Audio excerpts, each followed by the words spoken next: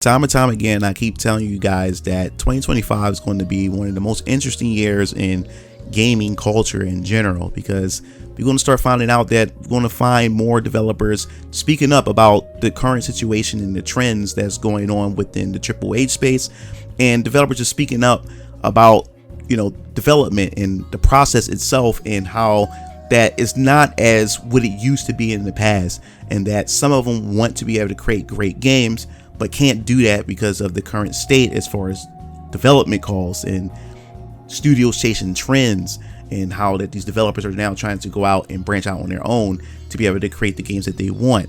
And that's what they're looking forward to doing. And this train doesn't stop here, because we have more developers coming out talking more about the process, about game development, and about how much they really have to put into these games in order for these games to sell well.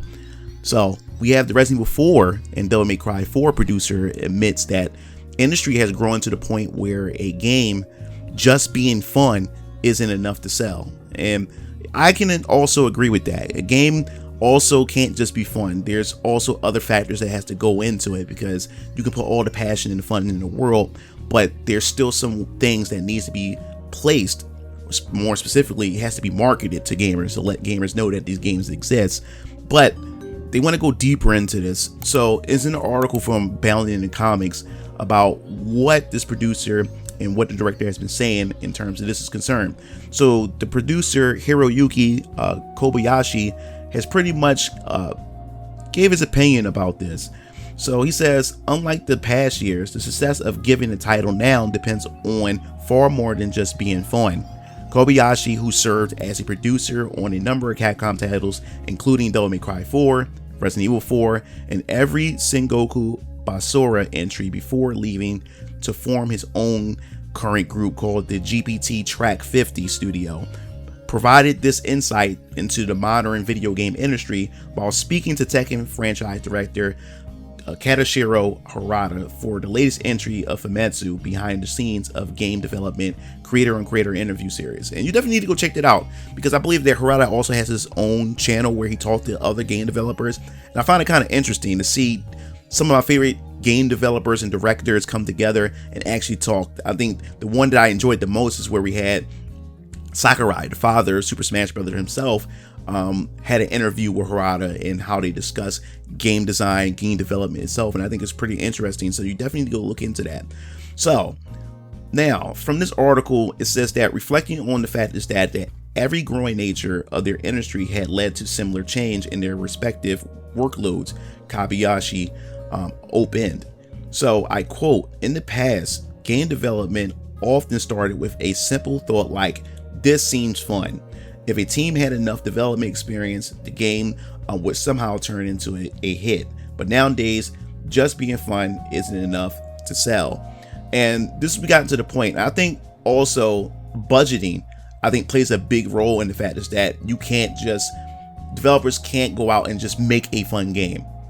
Despite games that are really, really fun, there's a lot of games that are fun that gets overlooked. And I think that has also a lot to do with how it's being marketed and everything like that, where you have developers or you have the execs above saying that, hey, yes, this may be a fun idea, but is this game going to sell?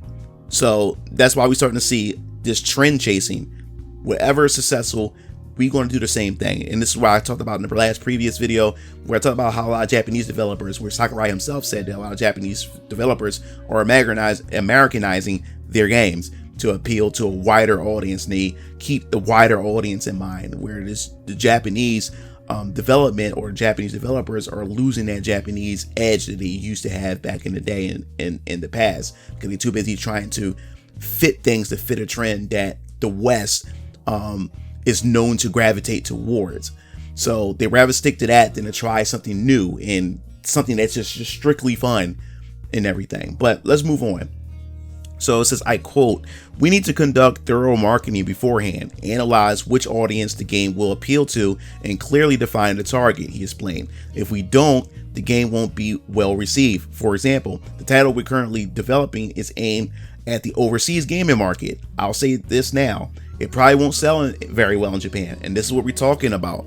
This is exactly what we're talking about, where Square Enix, in the previous video where I talked about that Square Enix are developing games in mind to cater to the West, to cater to the Western market. And I think this is where they're constantly going wrong, and they're wondering why that they're losing a lot of support from a lot of their fans when it comes to their games, and especially how some of the Japanese feel like they're not being catered to or marketed towards, and especially Sony. Like, let's not go there with Sony, but as I said before, they're even letting you know right here in this quote that I just got finished talking about, is that they know that the Japanese not going to like it. Their own culture is not going to like it, because what they're making, it's only catering towards us. And I don't really like that. You know, I like Japanese studios that are purely Japanese. That's why I've grown up to play these games. I enjoyed these games, and it seemed like that these studios, some of these studios, still don't get it. So, as we continue, it says, asked by Harada if this meant he and his team had made a clear decision from the start regarding their creative direction, Kobayashi confirmed, yes, because if we don't clarify that up front, at some point someone will suggest maybe we should make it more appealing to the Japanese market too. So if we go down that road, the game itself will gradually lose its original focus, he said. That's why we set clear direction from the beginning. The game is made for a specific audience. And if you notice with today's game, it's more so than ever before, most of these games are not really made for the Japanese. Most of these games are developed by Japanese developers, but is to cater to keep the Western audience in mind. And this is what we're seeing here. I mean, look, I'm a gamer myself, and we talk all the time here on this channel about how some of these Japanese games has lost some of their flair, especially when it comes to a lot of our legacy series, our legacy franchises like Resident Evil, Tekken, Final Fantasy, and the list goes on, how it got injected with a lot of modern audience or injected with Western influences. But as we continue, it says that agreeing with Kobayashi's point, Harada recalled, I quote, the process of shaping a project today is very different from the past. Back when we were young, like in the 90s, when we were developing Tekken, we led with our passion, saying this kind of fighting game we want to make. And a lot of people followed us because of that enthusiasm. But today, with so many entertainment choices available, we have to be extremely precise about who we are targeting. So what Harada is pretty much saying too is that since there are so many options out there, not just in gaming, but there's so many things you can do in today's internet era and social media era and streaming era. You know, like you got movies, you got all this form of entertainment, like video games, VR, everything. So we're constantly getting hit with a dopamine rush. So there's not a lot of things that can keep a lot of our time and invested, or to keep us occupied. We wanted to jump on to the next big experience. So what they're doing is they're trying to compete with that. They're trying to compete with these different markets to keep the audience entertained and everything. But at the same time, while doing this, they're kind of losing a bit of their self. And also too, they want to create fun games. And I think what's going on now, because of how these budgets are, this is my personal opinion, my personal take on this, is the fact is that they want to create fun games and fun experiences with AAA money or with bigger budgets. I think what we have to do now, or what developers have to do now, is if they want to experiment and try different games, why not go AA? We don't have that's the thing. We need more AA. I think AA is the thing that fills in that gap as you wait for AAA. And I think if we get some more of those fun games from our Japanese developers and just developers in general, by going to AA approach, I think those AA games, as they gain an audience, they eventually be able to grow to the point where they can get into the AAA stratosphere if they continue to put more effort into it. So continue on. It says, of course, there will be some people who absolutely love it, but at the end of the day, success is measured by how many copies a game sells, he clarified. From that perspective, trying to modify the game to appeal to more to the Japanese market would be a risky move. It's not that I'm disregarding Japan. Yes, you guys are. Like I said, it's to the point where the Japanese market doesn't matter no more. The West got Eastern developers captured. It's no longer about their country anymore. If they are going to make something for their country that's specific for their country, most of the time it's just going to be exclusive to their country. But now when they're making these large scale games, they have to capture that net and throw it over everybody. And then now the Japanese are taking a back seat when it comes to development now, and now in the West. And what's so sad about it is because the current state of the West, socially, politically, and whatever the nonsense that's going on here in the West. You know, the outside, which is the East, looks at what's going on and they try to capture that, or say, hey, if this is what the West like, or this is what's going on in the West, all right, we're going to cater to that. And then when they do that, it causes all this backlash above like that, because they're looking at what they see on the internet, and the internet, as I said before, is not real life. You know, especially when it comes to a lot of this culture war stuff within, you know, we see on the internet and the media and stuff like that. But they get a culture shock once they put these games out there and they get these backlash. And I said the only studio that's able to actually balance this out is Bandai Namco and Capcom themselves. They're the only ones that's able to pull this off.